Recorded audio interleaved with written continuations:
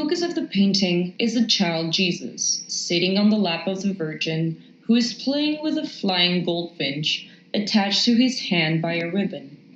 Next to him, the angel musicians of the altarpiece with the harp, the recorder, the fiddle, and the duo of the guitar and the lute, singing praises to the Virgin with the child.